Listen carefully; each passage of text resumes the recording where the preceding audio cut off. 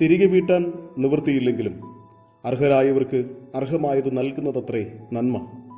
ശൂരനാട് ഗിരിപുരം സ്വദേശിനി രമ്യയുടെ ഭവനത്തിലെ സഫറേഴ്സ് voice of ഇന്ത്യയുടെ ആദ്യ സന്ദർശനം തന്നെ ഞങ്ങൾക്ക് ഉള്ളുപൊള്ളുന്ന ഒരനുഭവമായിരുന്നു.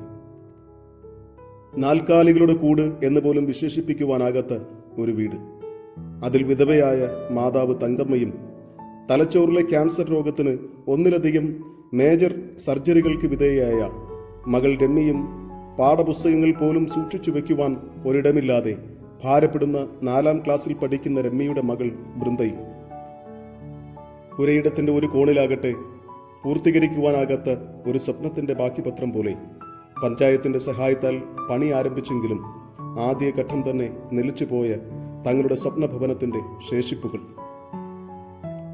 രമ്യയ്ക്ക് തലച്ചോറിൽ ക്യാൻസർ ബാധയാണെന്ന് വൈദ്യശാസ്ത്രം വിലയിരുത്തിയ ദിവസം തന്നെ 3 വയസ്സുകാരി മകൾ ബൃന്ദയെ ആശുപത്രി കിടക്കയിലിരുത്തി താലി ചാർത്തിയ ഭർത്താവ് ബന്ധമുപേക്ഷിച്ച് യാത്രയായി.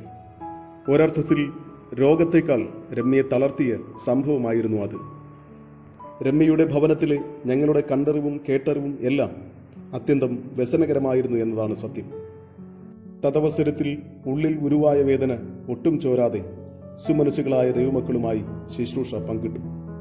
പ്രാർത്ഥനയും കൈത്താങ്ങുമായി പലരും മുന്നോട്ട് വന്നു. തൽഫലമായി ഇക്കഴിഞ്ഞ മാർച്ച് 12 കട്ടിള വെച്ച് പണി തുടങ്ങുവാൻ സർവകൃപാലുവായ ദൈവം സഹായിച്ചു.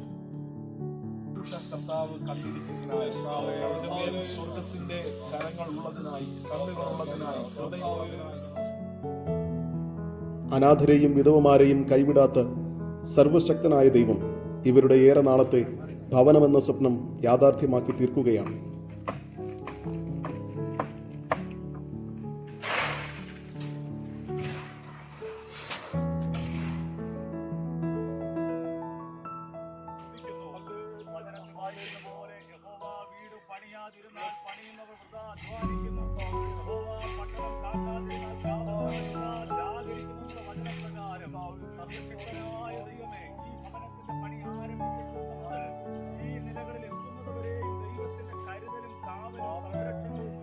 ആസന്നമായ കാലവർഷത്തിന്റെ മഴപ്പെയ്ത്തിൽ ചോർന്നൊലിക്കാത്ത കൂരയിൽ ഇനി ഇവർക്ക് അന്തിയുറങ്ങാനാകും. ശേഷിക്കുന്ന പണികൾ പഞ്ചായത്ത് അധികൃതർ ചെയ്തു നൽകാമെന്ന വാക്കിന് മുന്നിൽ സഫറേഴ്സ് വോയിസ് മറ്റൊരു ദൗത്യവുമായി മറ്റൊരിടത്തേക്ക് യാത്രയാകുന്നു. പ്രിയരെ, ഇത്തരത്തിൽ നമ്മുടെ കൈത്താങ്ങും പ്രാർത്ഥനയും ആവശ്യമുള്ള ഭവനങ്ങൾ ഒട്ടനവധിയാണ്. ഒത്തൊരുമയോടുള്ള നമ്മുടെ മുന്നേറ്റം മറ്റനേകർക്ക് ആശ്വാസവും അനുഗ്രഹവുമായി തീരട്ടെ. സഫറേഴ്സ് വോയിസ് ഓഫ് ഇന്ത്യയുടെ പ്രവർത്തനങ്ങളെ ഓർത്ത് പ്രാർത്ഥിക്കുവാനും ഈ യൂട്യൂബ് ചാനൽ സബ്സ്ക്രൈബ് ചെയ്യുവാനും മറക്കരുത്. Thank you.